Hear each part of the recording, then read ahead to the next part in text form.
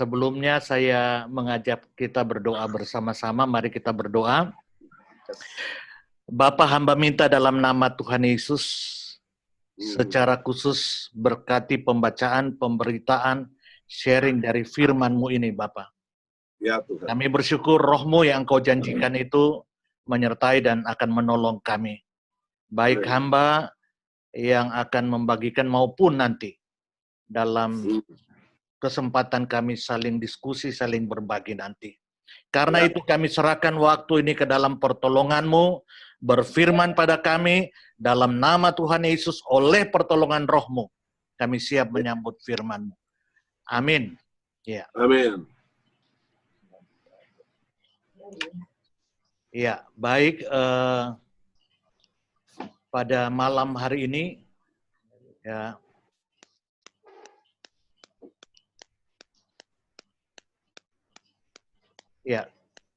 saya akan menyampaikan firman Tuhan.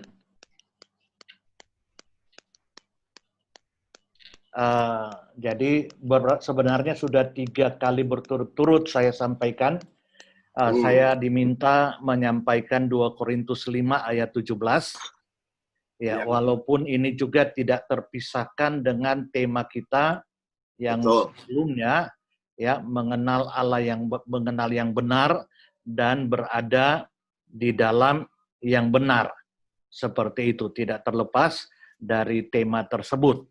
Ya. 2 Korintus 5 ayat 17, jadi siapa yang ada di dalam Kristus, ia adalah ciptaan baru, yang lama sudah berlalu, sesungguhnya yang baru sudah datang. Ya. Nah, dalam aspek sanctification, aspek pengudusan itu baik bersifat objektif, artinya di hadapan Allah, karena kita sudah berada dalam Yesus, kita itu kudus, tetapi juga secara subjektif kita sedang berproses secara progresif, makin hari makin kudus, ya, sebagai bukti status kita sudah berada dalam Kristus dan sudah menjadi ciptaan baru. Dan nanti proses kita ini makin hari makin kudus secara subjektif, ya, dan objektif sekaligus. Yang lalu, ya, secara de jure dan de facto itu kita akan alami pada waktu kedatangan Yesus kedua kali, kita dengan tubuh yang baru dan tinggal di dalam langit dan bumi yang baru, seperti itu. Jadi itulah keberadaan kita di dalam Yesus, di dalam yang benar, yaitu Yesus Kristus. Kita menjadi ciptaan baru, ya. Yang lama sudah berlalu, sesungguhnya yang baru sudah datang, dan itu terjadi baik secara objektif, secara de jure, baik secara subjektif, dan secara de facto, walaupun secara subjektif dalam hidup kita sehari-hari, ya, secara de facto dalam hidup kita berproses, itu bersifat progresif, makin hari makin kudus, seperti itu. Ya.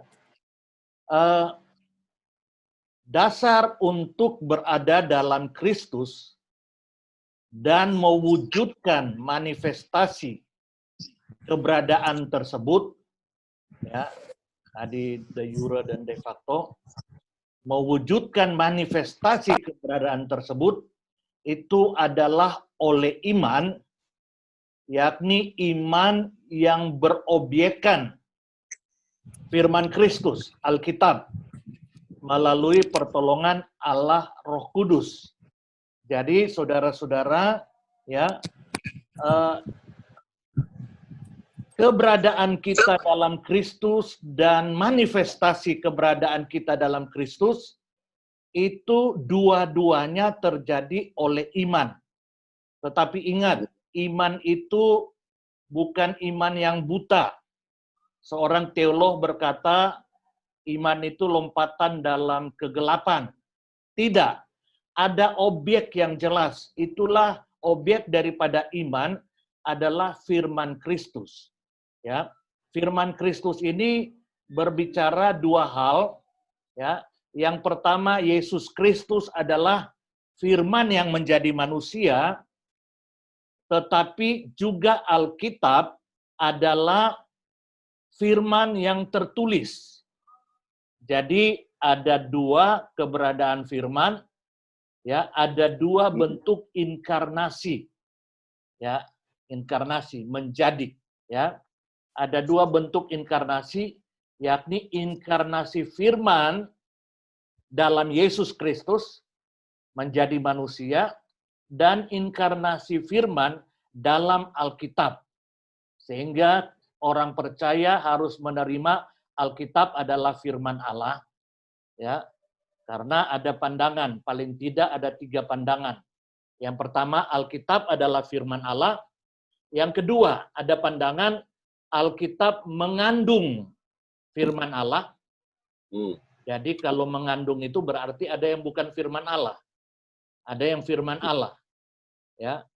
Itu liberalisme, ya, para teolog liberal, mereka katakan Alkitab itu bukan firman Allah, tapi mengandung firman Allah. Jadi ada firman, ada bukan firman. Nah, siapa yang menentukan mana firman, mana bukan? Orang yang berteologia itu. Ya, orang yang merumuskan firman. Jadi mereka katakan, kalau itu rasional, itu masuk di akal, itu baru firman. Tapi kalau itu mereka katakan tidak masuk di akal, ya, itu bukan firman, itu mitos. Dongeng. Jadi keluarkan dongeng, ambil saja yang maknanya seperti itu. Jadi mereka cuma punya 2 kutub kebenaran. Kutub pertama, itulah kutub masuk akal. Kebenaran itu masuk akal.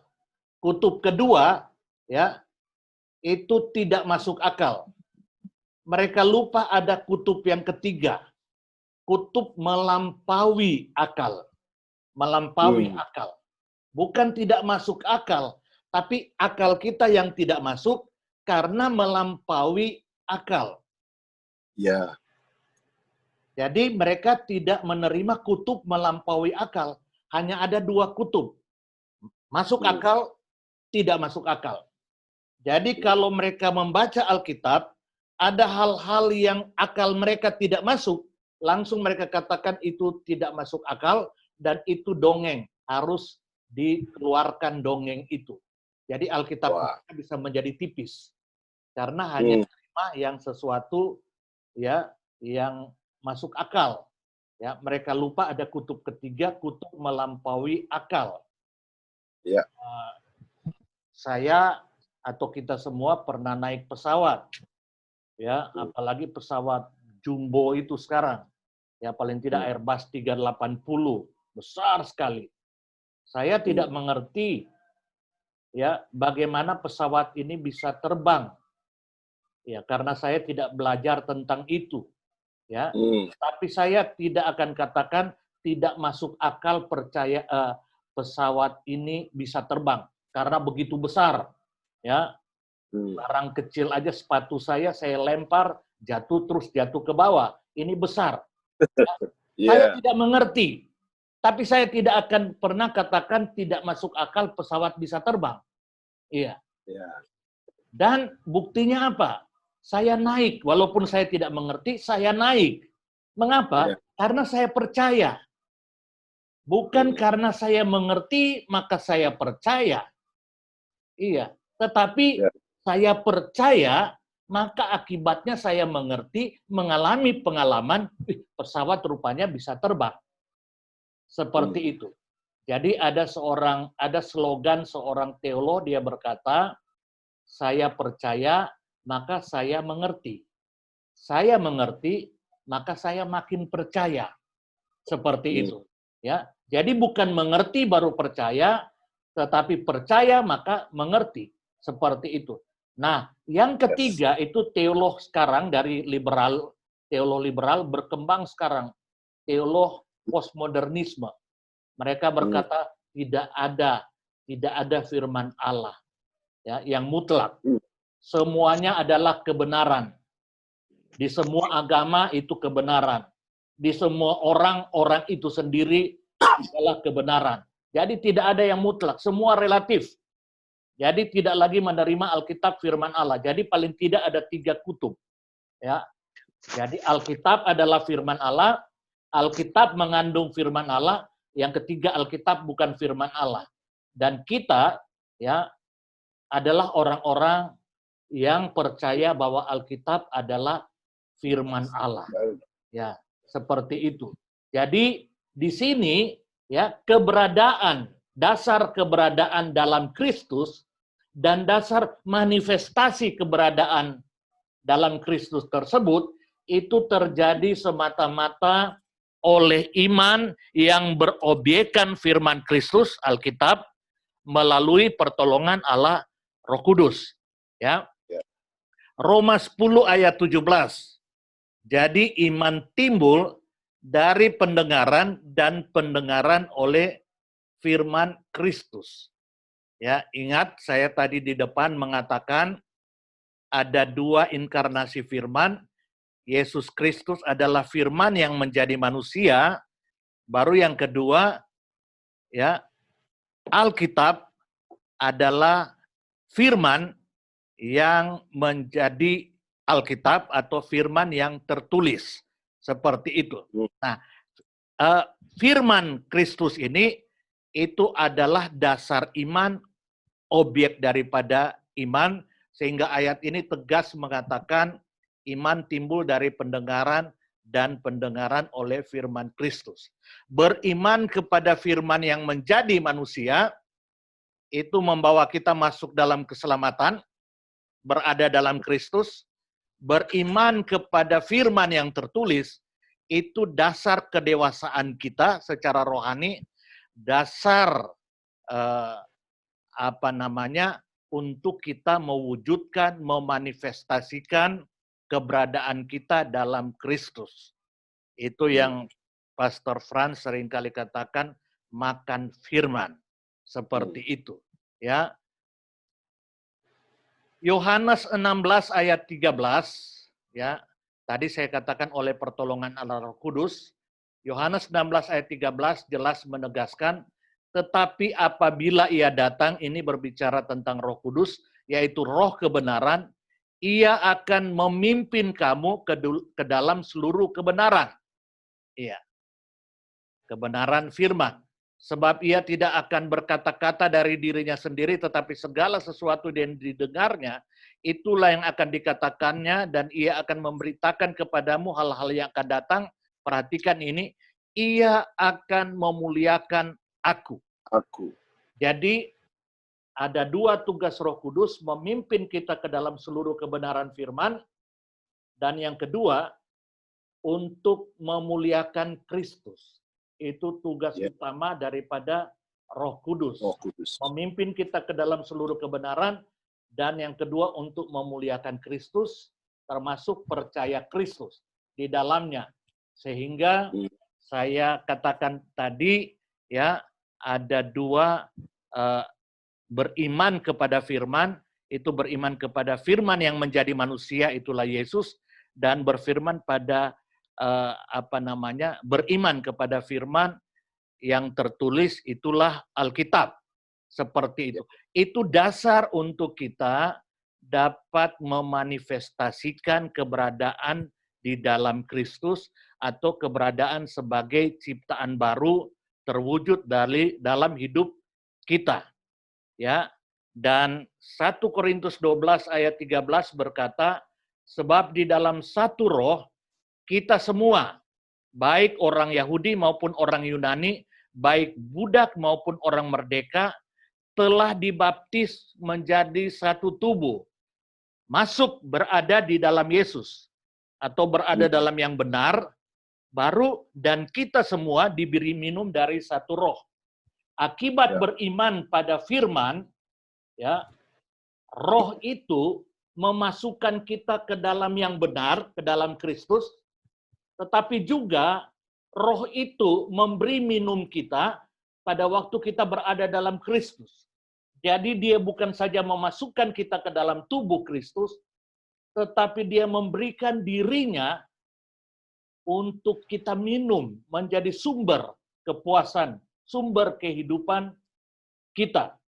Seperti itu. Itulah karya Roh Kudus menolong kita ya untuk berada dalam Kristus dan hidup dalam Kristus, memanifestasikan keberadaan dalam Kristus, keberadaan sebagai ciptaan baru melalui hidup yang sesuai dengan firman. Itu sebabnya minggu lalu dalam pembahasan saya mengatakan ya temanya jadilah pengikut Kristus yang sejati, dan di sana ada membahas poin pertama, ciri pengikut Kristus yang sejati, yakni orang-orang yang hidup sesuai dengan pikiran Kristus, dengan firman Kristus, seperti itu. Ya. Nah, ini firman Kristus, ya. Nah, ada lagi yang saya mau bahas penting, ya. Firman Kristus, baik firman yang menjadi manusia maupun firman yang tertulis menjadi Alkitab, ya, itu firman Allah, itu firman Kristus, itu menjadi dasar iman dan objek iman, ya. Tetapi firman ini harus dirumuskan. Harus dirumuskan menjadi satu keutuhan. Ya. Dan rumusan firman Allah ini menjadi satu keutuhan, ya. Itulah yang namanya teologia.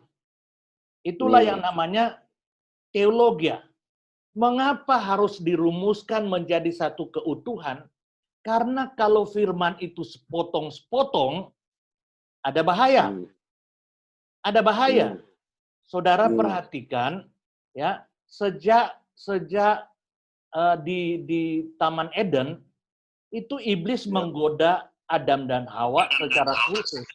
Secara khusus Hawa itu digoda pakai firman. Tapi firman yang sepotong-sepotong. Ya. Dan iblis katakan, bukankah pohon dalam taman ini, ya, bukankah Allah berfirman semua pohon dalam taman ini boleh kamu makan? Betul, dikatakan boleh.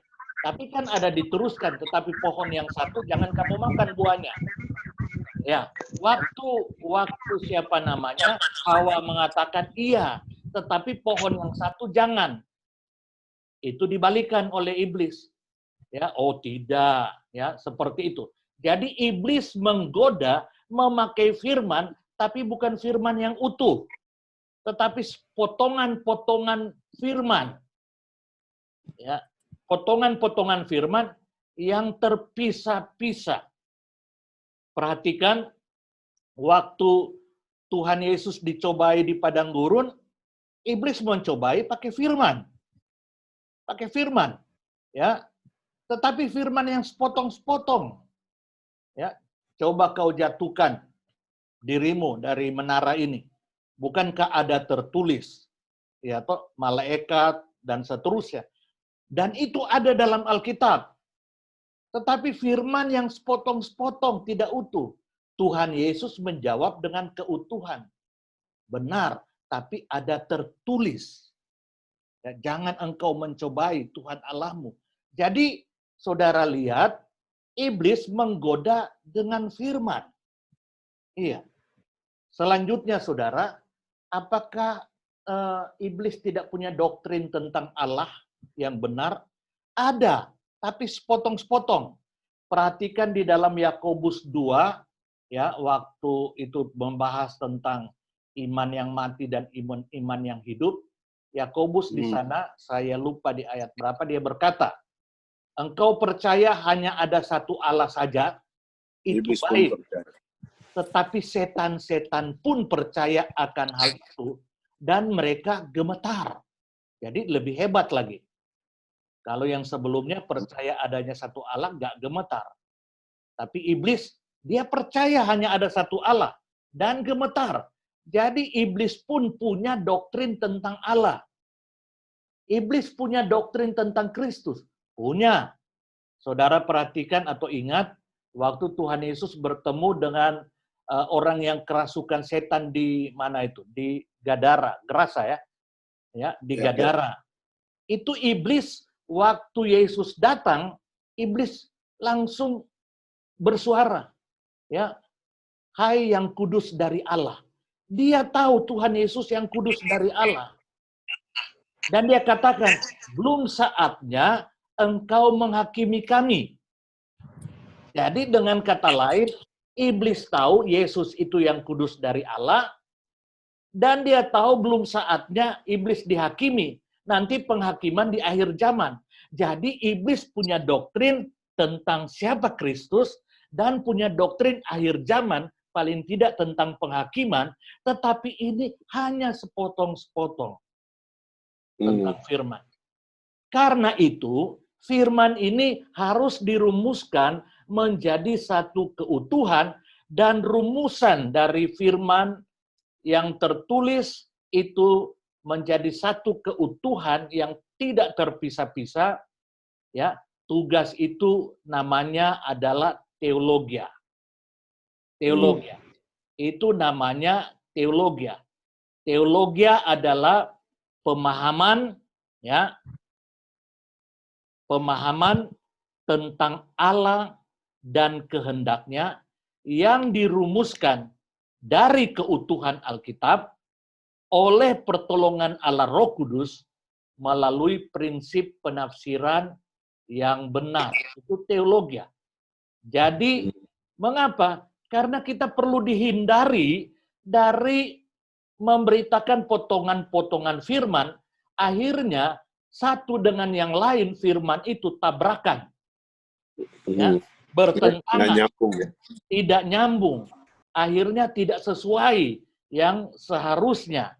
Seperti itu. Jadi itulah tugas merumuskan menjadi keutuhan, kesatuan, ya, itu yang namanya teologia. Itu yang namanya teologia. Sekarang pertanyaan, apakah teologia penting? Penting. Penting sekali. Kalau tidak, kita tidak bisa merumuskan Kejadian sampai Wahyu sehingga tidak tabrakan. Bukan saja Kejadian sampai Wahyu, tetapi dari kekekalan sampai kekekalan. Seperti itu. Di sini diperlukan teologia. Maaf kalau saya mau katakan ya.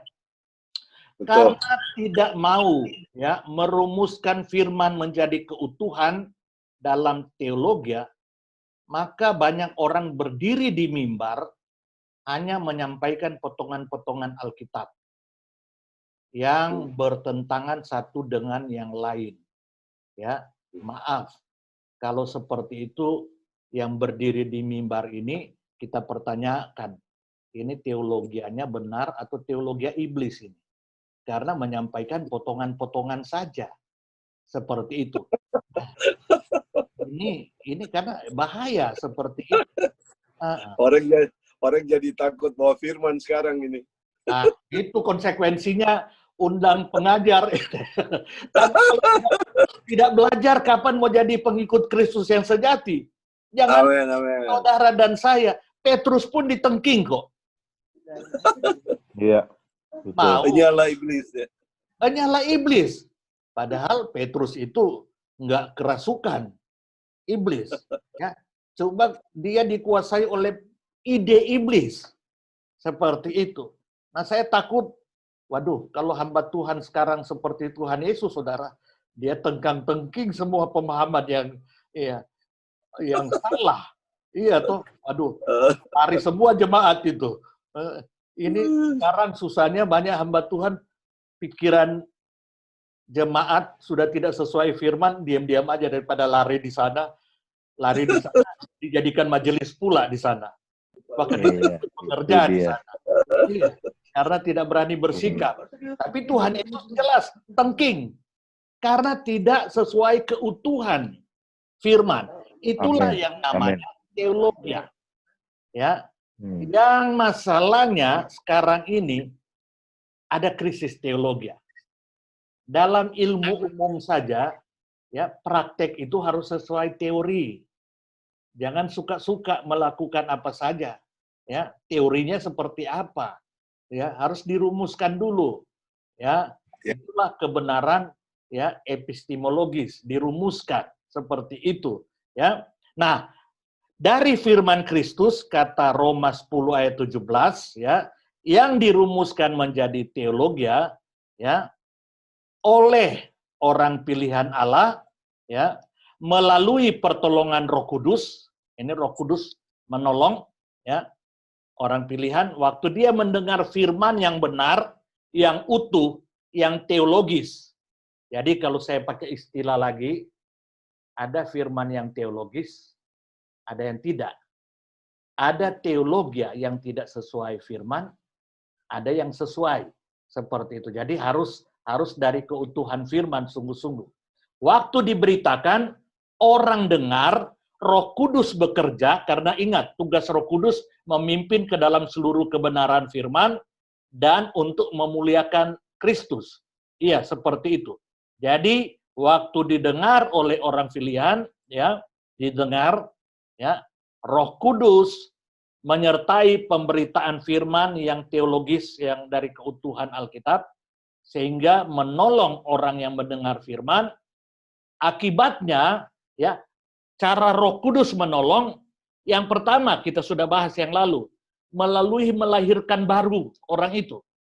Karena kalau tidak, orang masih mati rohani, dia tidak mampu berespons terhadap hal-hal yang berbau rohani. Nah, firman Kristus yang dirumuskan dari teologi itu rohani, tidak mampu dimengerti, tidak mampu orang yang masih mati rohani mengerti, tertarik. Karena itu Roh Kudus harus melahirkan baru dan memampukan orang yang mendengar firman ini beriman, menerima Yesus. Itu anugerah, ya, menerima Yesus.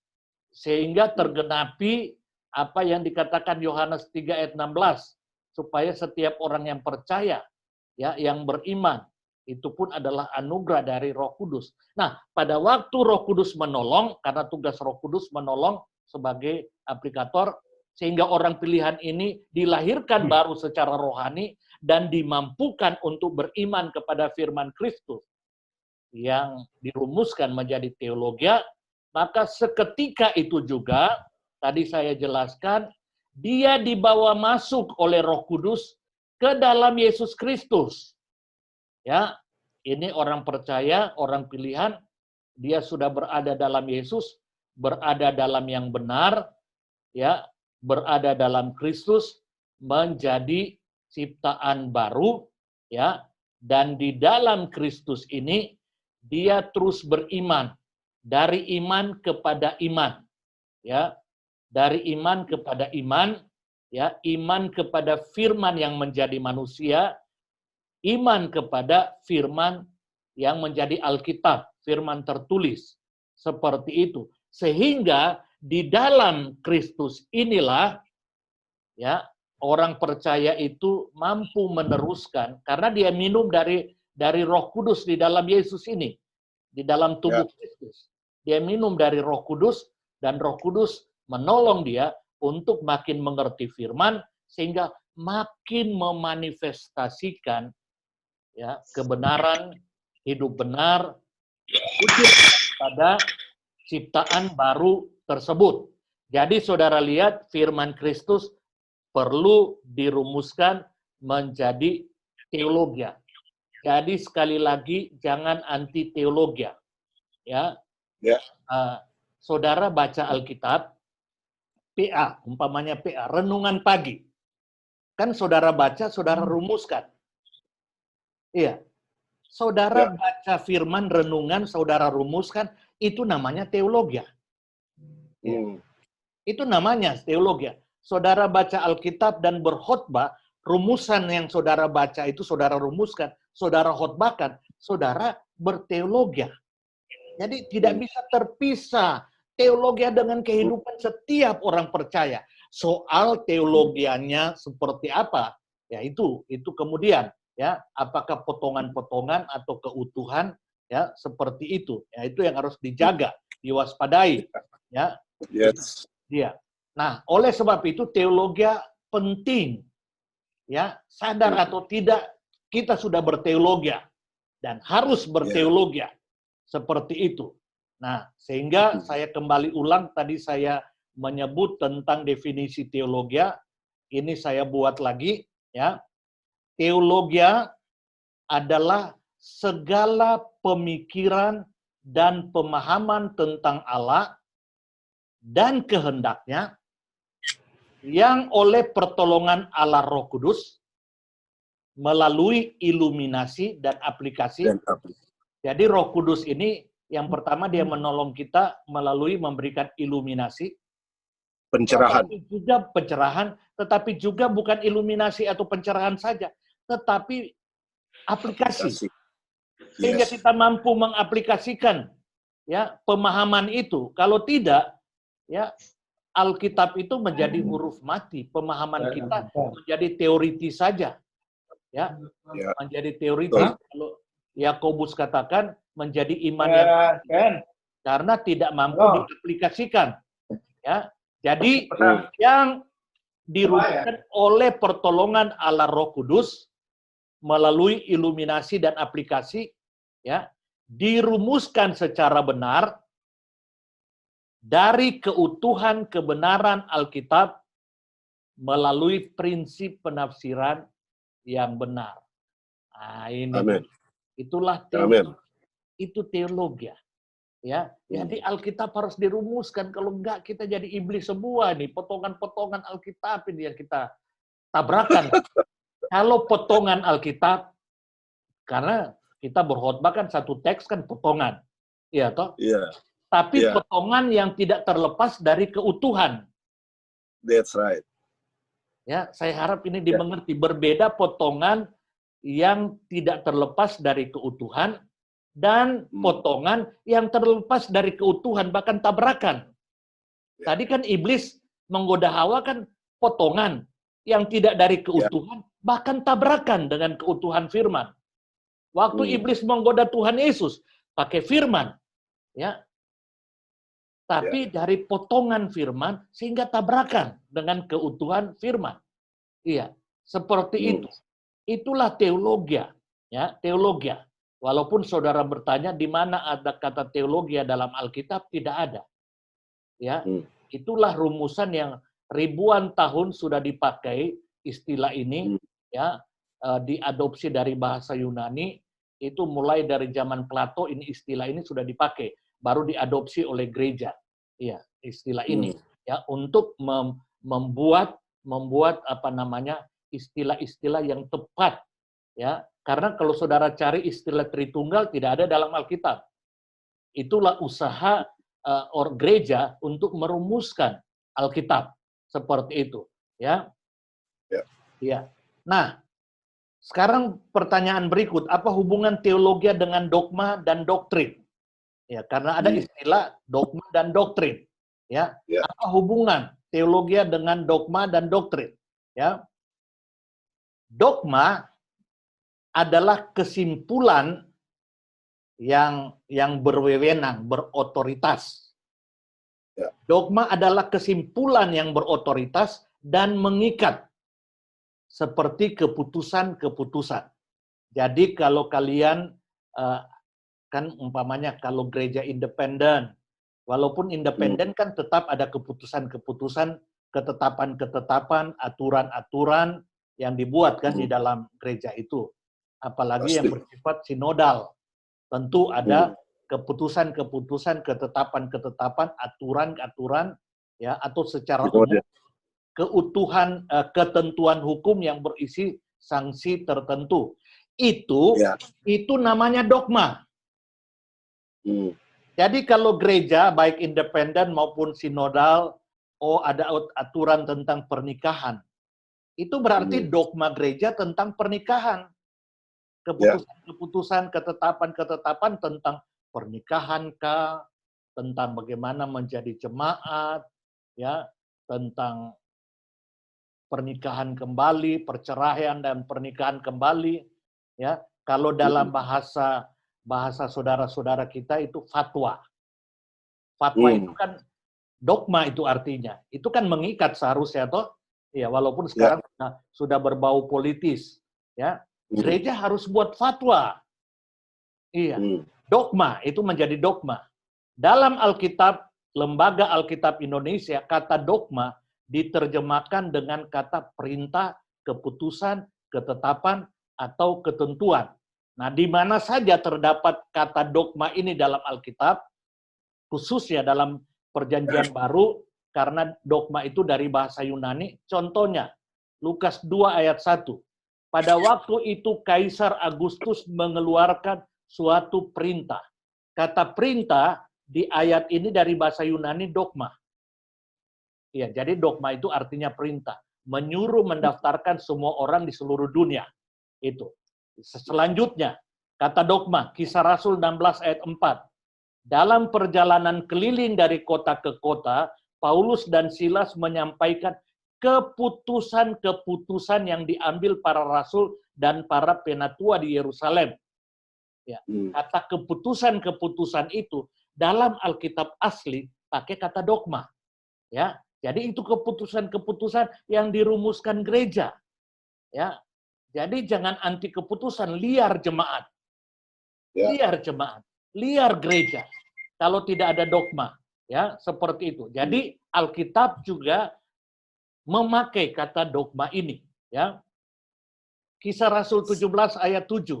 Dan Yason menerima mereka menumpang di rumahnya. Mereka semua bertindak melawan ketetapan-ketetapan Kaisar dengan mengatakan bahwa ada seorang raja lain yaitu Yesus. Ketetapan-ketetapan Kaisar, istilah ketetapan-ketetapan itu dari kata bahasa Yunani yang dipakai dogma. Jadi istilah dogma ada dalam Alkitab, bisa keputusan bersifat umum oleh Kaisar, bisa juga oleh gereja, oleh para rasul di Yerusalem, seperti itu. Ya, Efesus 2 ayat 15. Sebab dengan matinya sebagai manusia, ia telah membatalkan hukum Taurat dengan segala perintah dan ketentuannya. Ya, perintah dan ketentuan juga memakai kata dogma dalam Alkitab bahasa asli. Ya. Kolose 2 ayat 14 juga seperti itu, dengan menghapuskan surat hutang yang oleh ketentuan-ketentuan. Istilah ketentuan itu dipakai istilah dogma.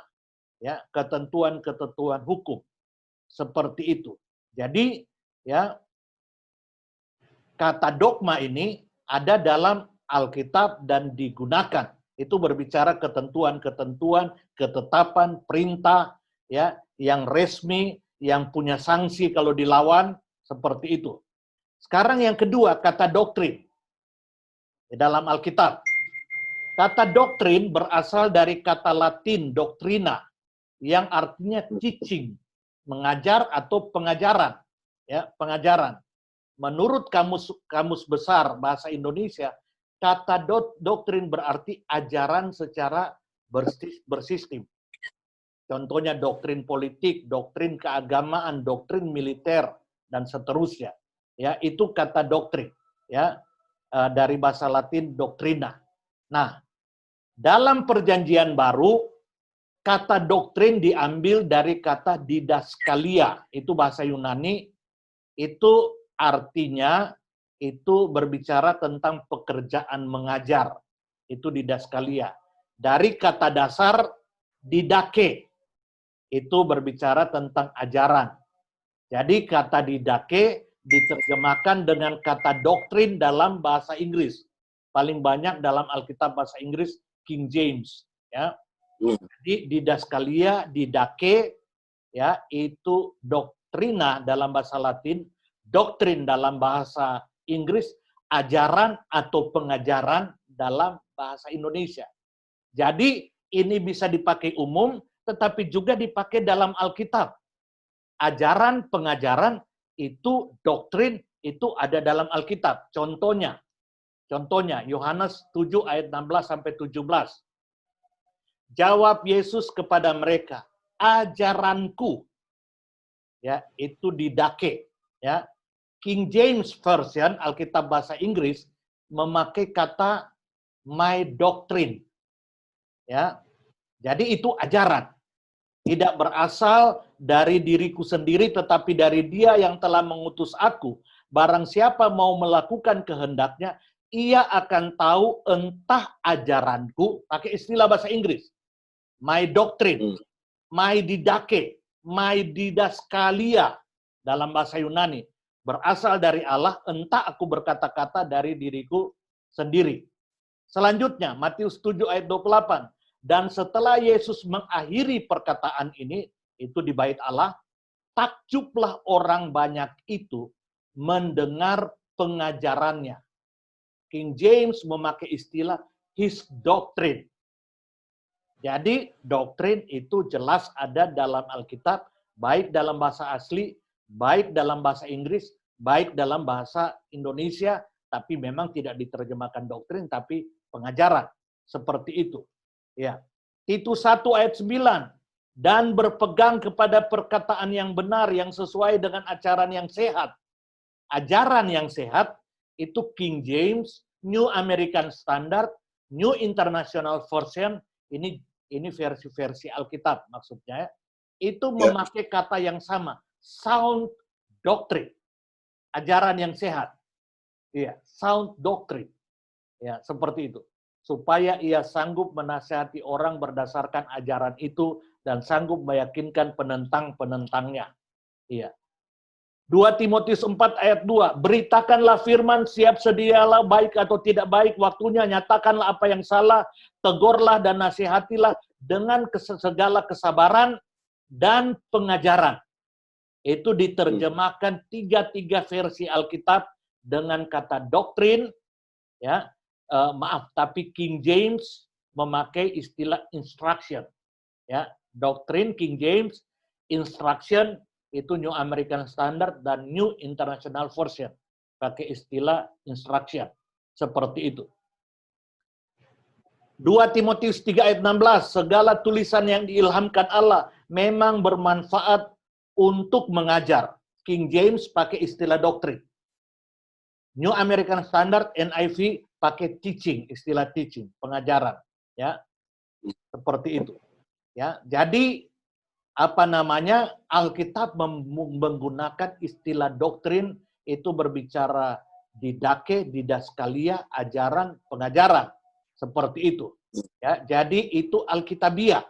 Ya, tapi harus ingat ada doktrin yang sehat, ada yang tidak sehat, ada doktrin yang tidak sehat, ada doktrin yang sesat. Kalau kita rumuskan dengan kita perhadapkan dengan istilah teologi, ya, ada tidak berdasarkan keutuhan Alkitab, ada berdasarkan keutuhan Alkitab, ya, seperti itu. Nah, yang diperingatkan yang tidak sehat, ya, yang sesat, 1 Timotius 4 ayat 6.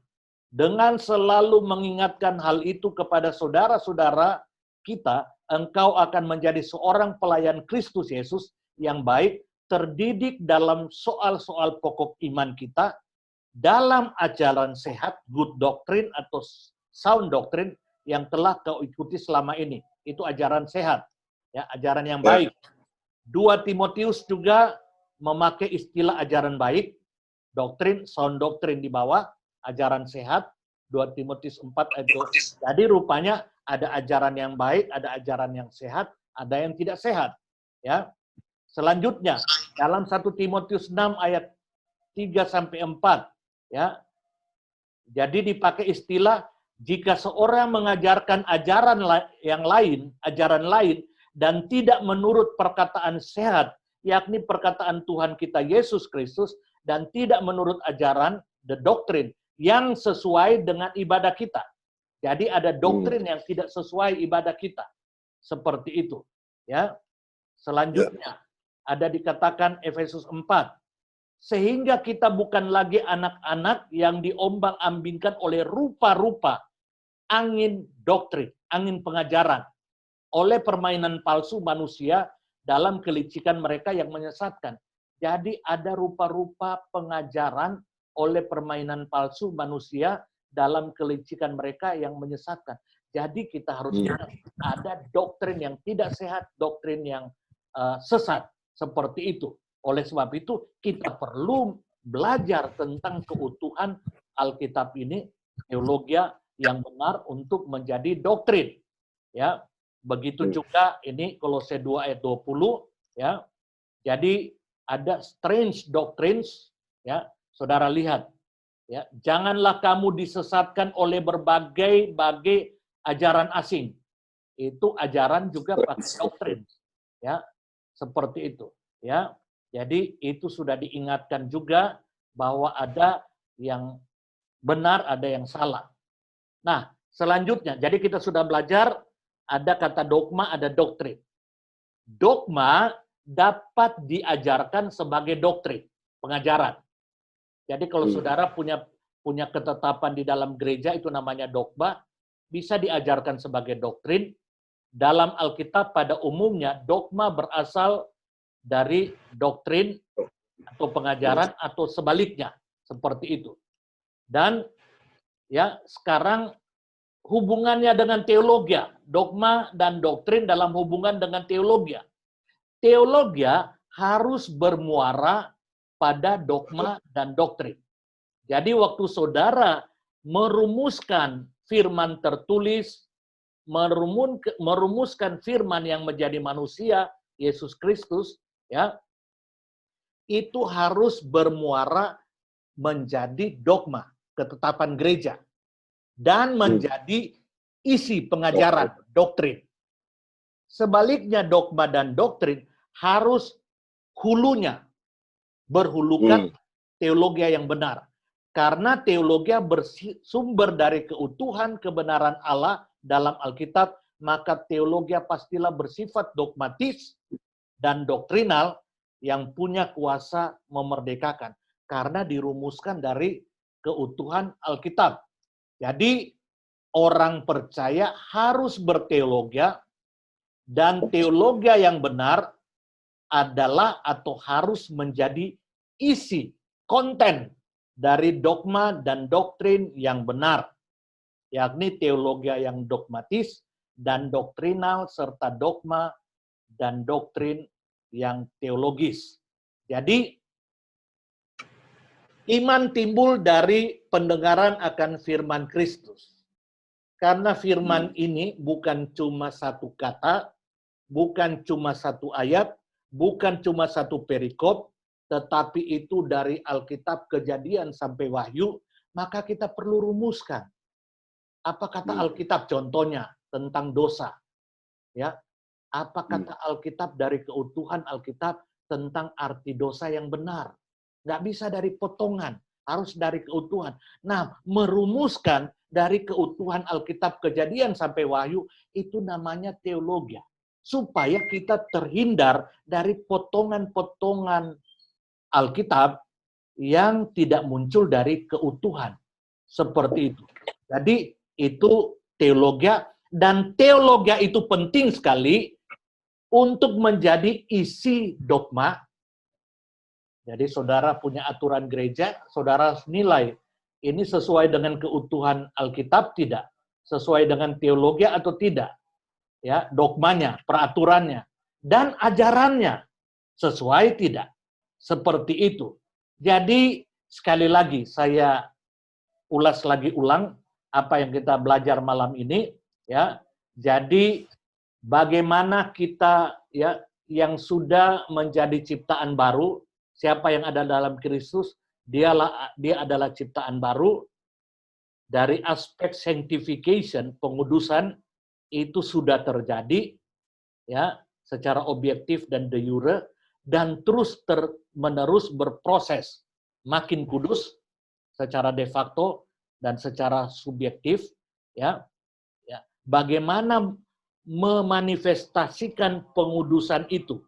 Hidup di dalam yang benar supaya termanifestasikan, ya. Makin hari makin hidup sesuai dengan yang benar itu melalui firman. Kita sudah belajar minggu lalu. Ciri, ya, berpikir sesuai dengan pikiran Kristus, dengan firman Kristus. Nah, firman itu ya menjadi dasar iman. Iman timbul dari pendengaran firman. Tapi harus ingat, firman yang benar yang dirumuskan dari keutuhan Alkitab. Dan perumusan firman dari keutuhan Alkitab ini namanya teologia. Ini menjadi dasar dan objek iman, ya, yang membawa seseorang, ya, yang membawa Roh Kudus bekerja, melahirbarukan, dan selanjutnya memampukan untuk beriman, berada dalam Yesus, dan hidup makin hari makin memanifestasikan kehidupan dalam Kristus. Sehingga teologi penting, dan teologi dan gereja harus punya dogma, harus punya doktrin.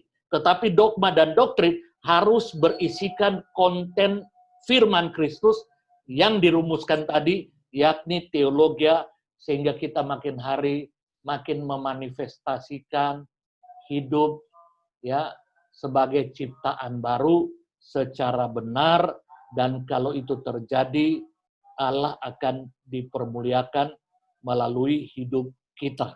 Ya, makin hari jangankan kita berkhotbah.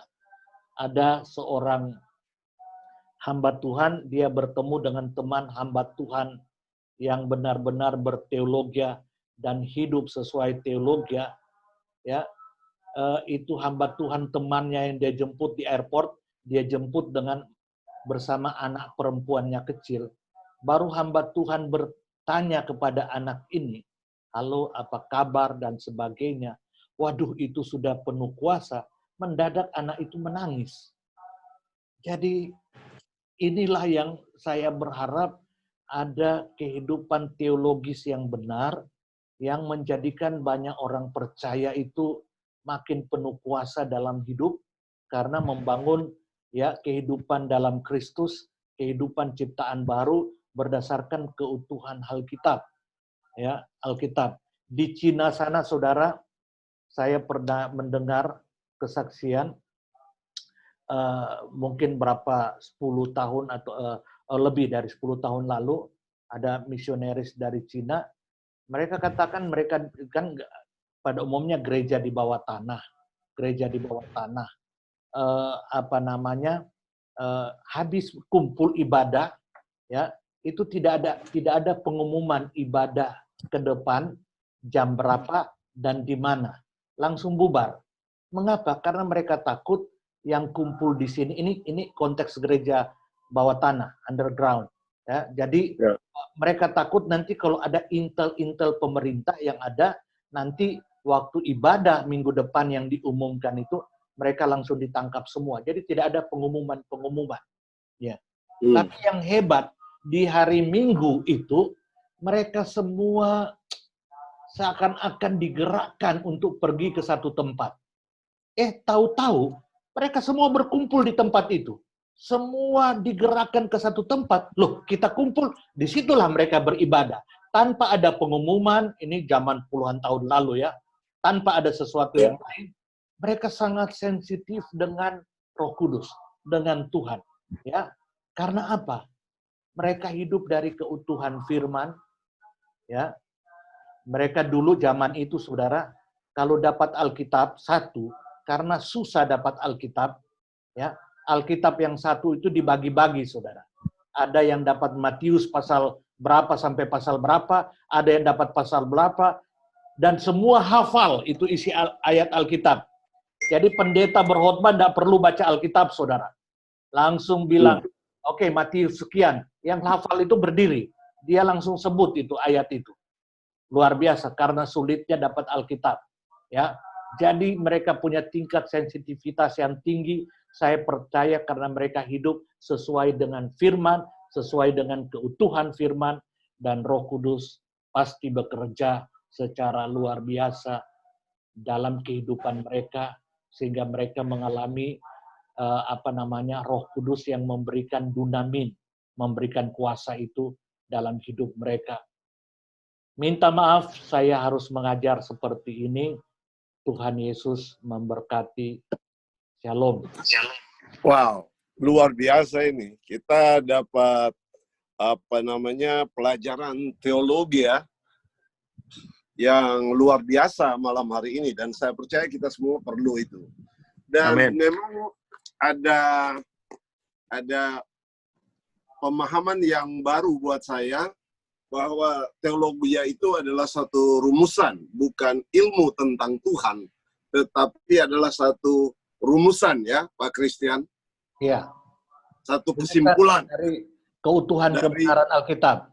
ya, dari Kejadian sampai Wahyu kan memang ada benang merah itu Betul. yang harus dirumuskan. Betul sekali. Ya, sebelum kita membahas lebih jauh, ini yang hadir pada malam hari ini terus bertambah. Ada 41 partisipan nih. Wah, luar biasa ini. Dan saya mau berkenalan dulu dengan yang baru-baru yang saya belum begitu kenal ini ya. Seperti Ferdinand. Kodeks. Saya bawa teman, Pak. Teman-teman Vanessa saya bawa. Silakan Pak Ferdinand. Ada dari Merauke dari juga, Eropa Pak. ini ya? Dari Eropa ya? Ada yang sebagian Eropa, ada yang dari Merauke, dari Papua, Ibu Diana, ada dari, silakan Pak Ferdinand. Ya, bisa perkenalkan karena kita nih keluarga Allah yang ada, Kingdom Family. Jadi mesti kenal satu dengan yang lain. Jadi kita lebih banyak mengenal ya, puji Tuhan.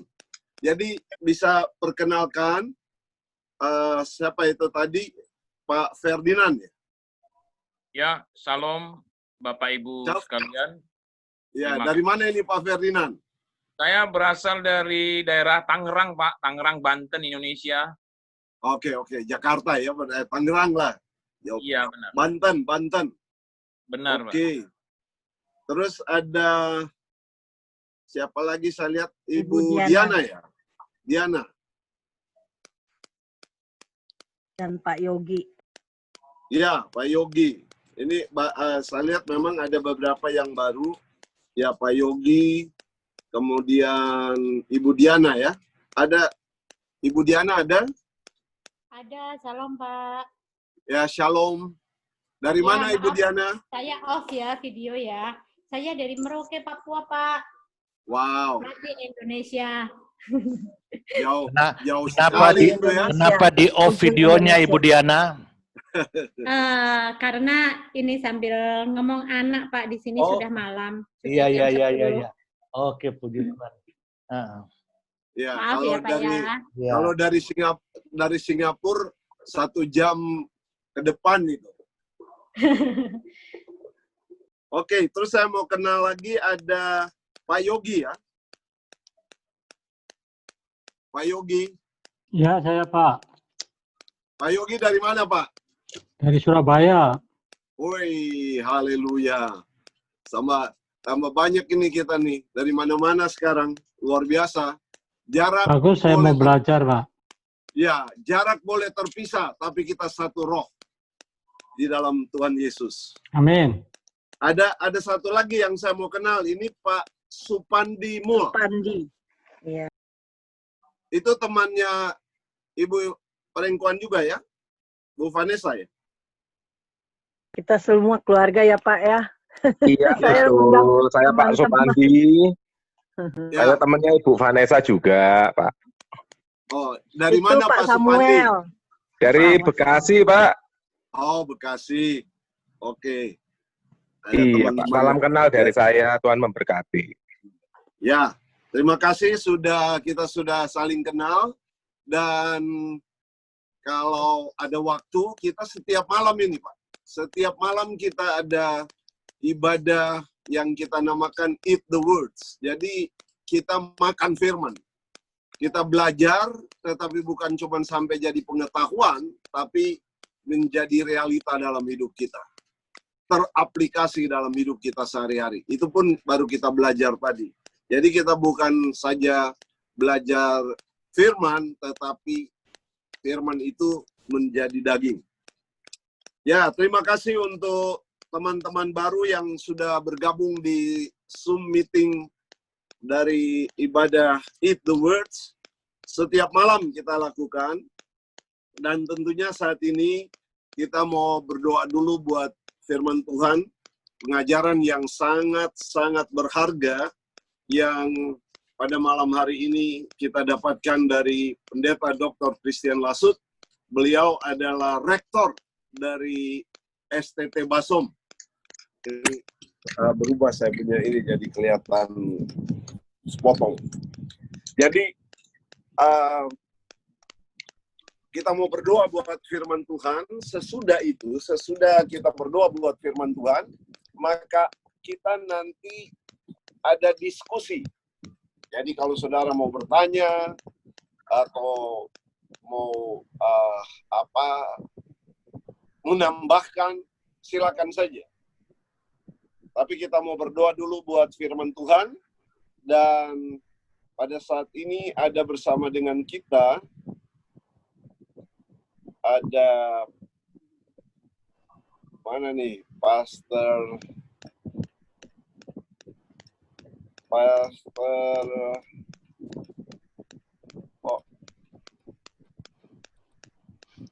menghilang nih.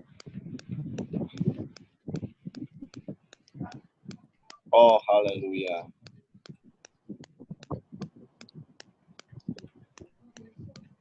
Sebentar ya. Oh, Pastor. Tadi saya lihat ada Pastor apa atau Pak Christian. Ya. Pendeta Christian berdoa dulu buat firman Tuhan. Tadi saya lihat ada pendeta siapa tuh, saya mau itu minta dia, tetapi sudah nggak kelihatan. Silakan Pak Christian pimpin kita dalam doa untuk firman Tuhan. Bapa, hamba berhenti menguraikan pembahasan dari firman-Mu pada malam hari ini. Biarlah Roh-Mu sendiri yang akan menyempurnakan itu, sehingga semua kami mendapat berkat dan belajar hidup sesuai dengan kehendak. Pujilah Engkau Bapa, di dalam nama Tuhan Yesus. Amin. Ya, seperti biasa kalau ada yang mau bertanya, silakan saja kita masuk dalam diskusi supaya kita menghemat waktu yang Tuhan berikan buat kita.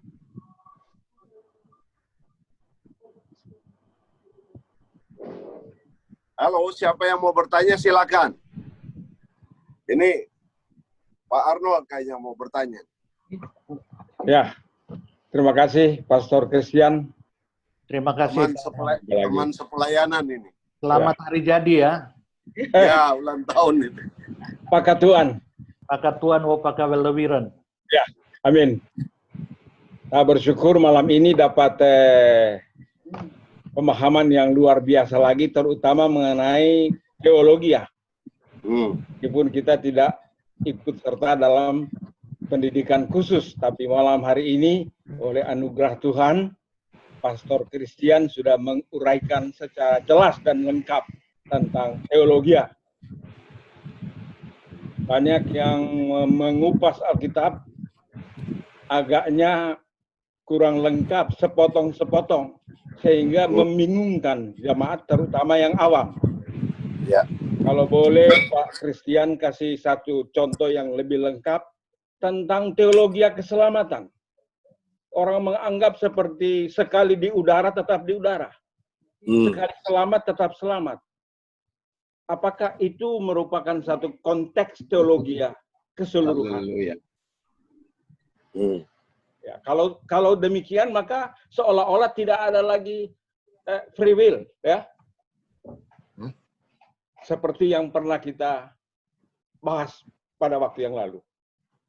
Terima kasih Pastor Christian. God bless. Iya. Terima kasih. Iya. Memang kalau membahas itu topik tersendiri lagi ya. Ya. Ya, tidak menjadi sepotong-sepotong, harus membahas secara keutuhan. Ya. Sehingga tidak bisa sekedar dijawab begitu saja, tetapi saya memberi contoh yang sederhana saja. Contohnya Yohanes 15 ayat 7. Dan di sana Tuhan Yesus berkata, "Jikalau kamu berada di dalam aku dan firman-Ku berada di dalam kamu, mintalah apa saja yang engkau kehendaki." Ya. Jadi ayat ini berkata, berada dalam Kristus dan firman-Nya tinggal di dalam kita, dan itu sedang kita pelajari beberapa minggu perjumpaan. Ya, kalau itu terjadi ada jaminan, mintalah apa saja. Tetapi banyak orang yang cuma bawa ayat ini cuma ujungnya saja. Mintalah apa, mintalah apa saja. Ya ini yang cuma kebenaran sepotong. Dari satu ayat saja sudah apa namanya, sudah tidak utuh. Itu cuma satu ayat, belum dari Kejadian sampai Wahyu. Ya, sudah apa namanya, sudah muncul potongan. Mintalah apa saja. Tapi mereka lupa ada ayat sebelumnya. Jika tinggal di dalam Yesus dan firman Kristus tinggal di dalam kita. Baru ada mintalah apa saja. Dan saya aminkan ayat ini. Mengapa? Karena kalau kita ada dalam Kristus, kan kita sedang membahas itu ya selama beberapa. Ya, betul. Dan firman-Nya tinggal di dalam kita, itu akibatnya, saudara, pikiran, perasaan, dan kehendak kita makin mirip firman Kristus. Makin mirip firman. Iya. Nah, coba saudara bayangkan, kalau kita tinggal di dalam Kristus dan firman Kristus tinggal dalam kita, sehingga pikiran, perasaan, dan kehendak kita makin mirip Kristus, maka pasti, saya percaya, kecenderungan doa kita akan sesuai dengan kehendak Allah. Karena apa? Karena sudah dalam Kristus, firman-Nya memenuhi kita, tinggal dalam kita. Pasti manifestasinya, pikiran, perasaan, dan kehendak kita, termasuk kehendak berdoa, pasti sesuai dengan kehendak Allah. Dan kalau sesuai, inilah yang namanya tidak ada yang mustahil bagi Allah. Inilah pasti terjadi. Tapi jangan dipotong hanya doanya saja. Mintalah apa saja. Seperti itu. Ini namanya potongan-potongan. Seperti itu ya, yang tidak dari baru keutuhan ayat. Belum keutuhan apa itu namanya perikop ya, satu pasal. Belum keutuhan satu kitab, belum keutuhan seluruh Alkitab. Itu baru satu ayat saja banyak orang ambil sepotong-sepotong. Contohnya lagi dalam Lukas, waktu apa namanya Gabriel, malaikat itu datang kepada Maria, menyampaikan bahwa Maria mendapat karunia, dia akan mengandung ya anak dan memberi nama Yesus. Anak itu akan menjadi anak yang kudus dari Allah. Maria katakan, bagaimana mungkin hal itu terjadi? Aku ini belum menikah. Bagaimana mungkin? Gabriel berkata, roh Allah akan turun atasmu dan engkau akan mengandung. Apa respons Maria? Ya, jadilah padaku seperti yang engkau kehendaki. Tetapi sebelum itu, malaikat ini berkata, karena bagi Allah tidak ada yang mustahil. Tetapi jangan terlepas itu di Maria yang mendapat karunia Allah dan yang Maria ya, yang dipilih dan mendapatkan firman, ya, di mana dia akan mengandung, itulah kehendak Allah, ya. Dan itu kalau itu kehendak Allah, bagi Allah tidak ada yang mustahil, ya. Dan Maria luar biasa, jadilah kepadaku seperti yang engkau katakan. Itu seharusnya hamba Tuhan.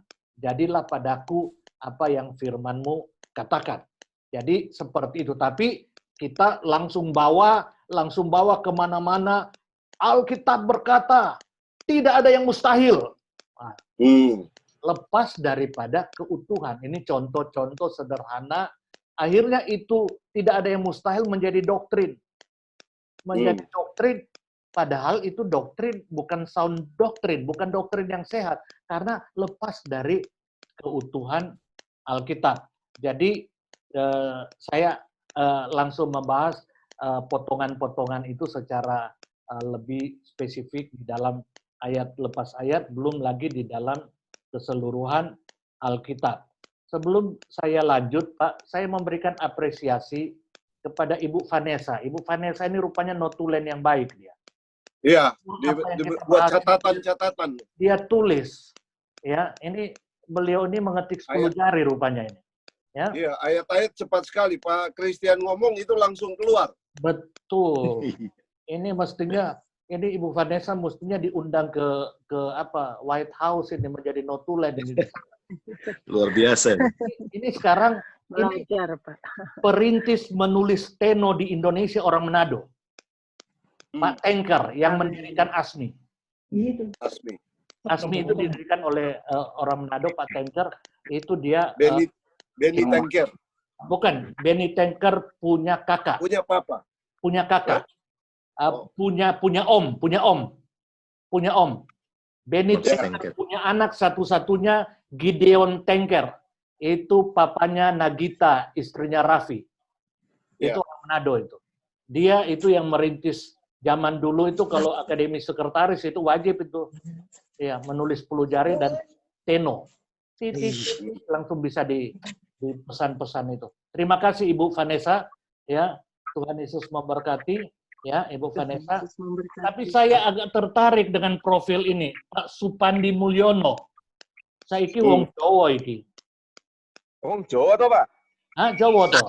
Saya dari Purwokerto, Pak. Purwokerto. Iya. Profilnya iki, kopiannya ini luar biasa ya. Itu cuman gimmick aja, Pak, biar mana gitu. Iya. Terima kasih Pak Supandi. Ini kayaknya Pak Supandi diajak Ibu Vanessa juga. Iya, betul. Tadi saya baru masuk di grup, terus saya lihat ada link Zoom, terus saya klik aja, terus masuk. Tapi tiba-tiba pas masuk, udah sesi pertanyaan, berarti tadi saya ketinggalan gitu. Waduh, sayangnya. Iya, Pak. Nanti ikut lagi. Ya. Jadi ini topiknya apa ya, Pak? Ya, ini membahas 2 Korintus 5 ayat 17.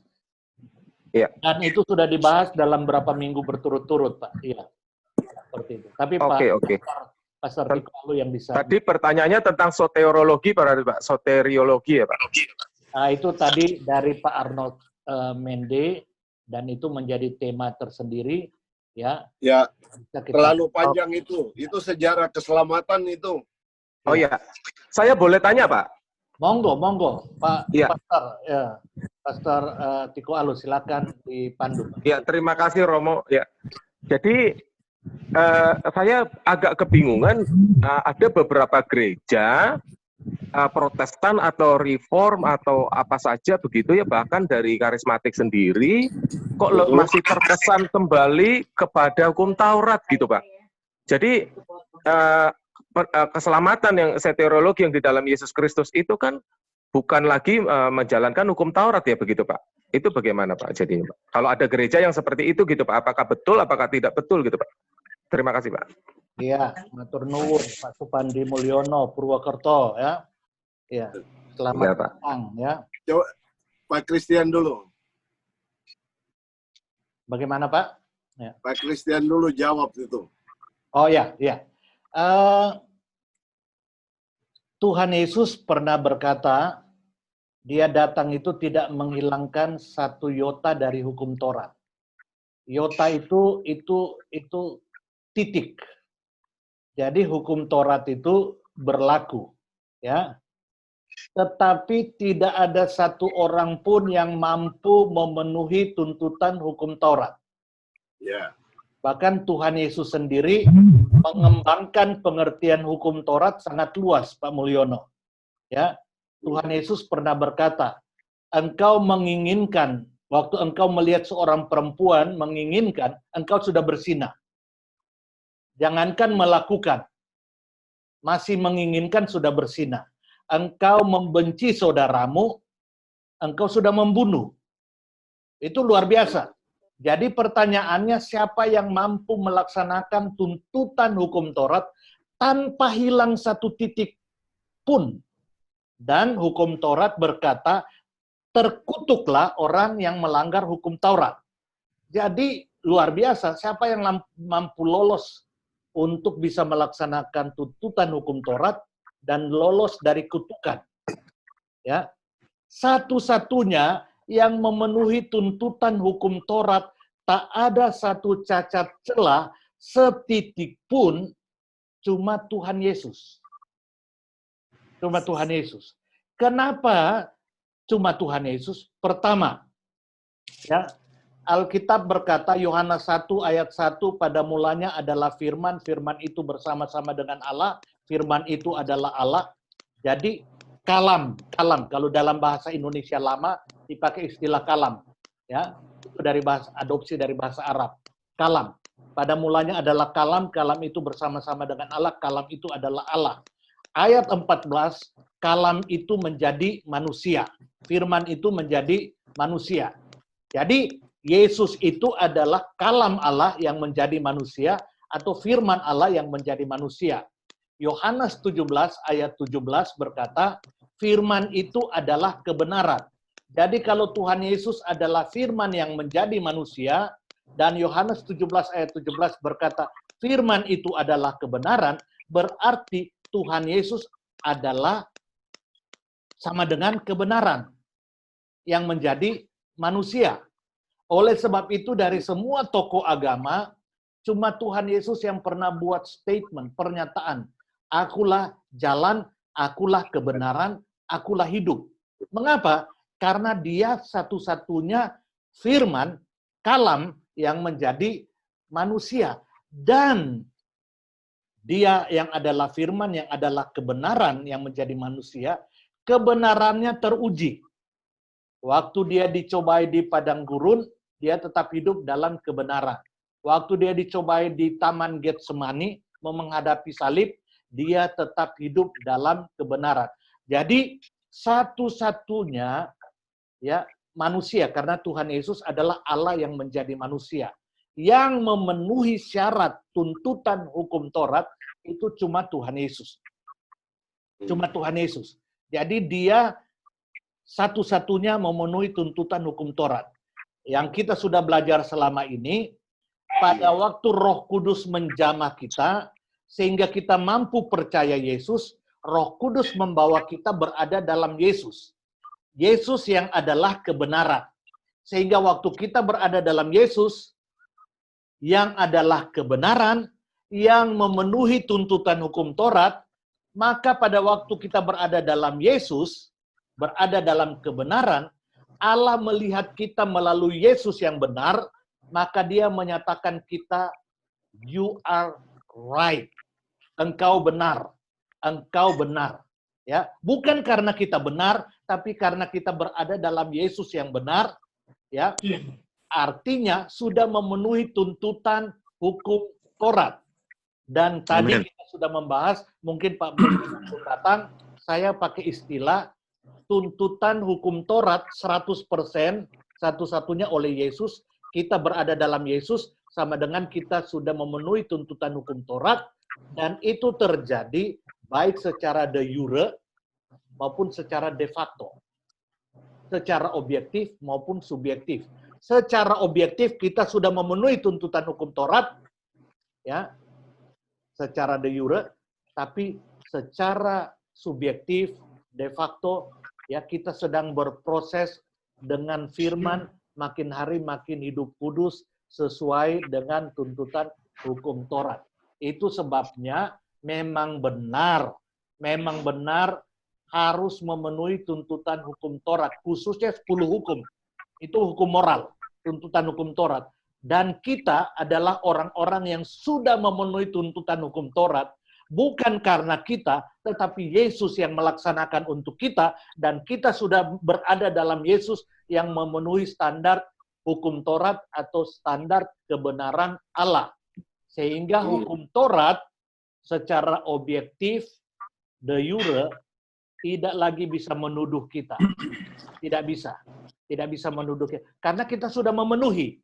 Tapi di dalam Yesus, secara subjektif, ya memang kita sedang berproses makin hari makin sesuai dengan hukum Taurat yang adalah status kita sebagai orang-orang yang benar. Seperti itu. Saya mohon maaf Pak Supandi kalau ini penjelasan saya. Jadi saya setuju ya dengan pernyataan hukum Taurat harus menjadi standar moral kita, tetapi kita bersyukur di dalam Yesus. Injil itu kan artinya kabar sukacita. Kabar sukacita tentang apa? Salah satu kabar sukacita, ada kabar gembira Tuhan Yesus sudah melaksanakan tuntutan hukum Taurat ganti kamu. Jadi kamu tidak dapat lagi dituduh oleh hukum Taurat. Ini salah satu kabar sukacita. Kabar sukacita yang kedua, itu di dalam Yesus. Kenapa di dalam Yesus? Karena satu-satunya juru selamat yang dapat menyelesaikan dosa dan hukuman dosa, cuma Yesus, cuma Tuhan Yesus.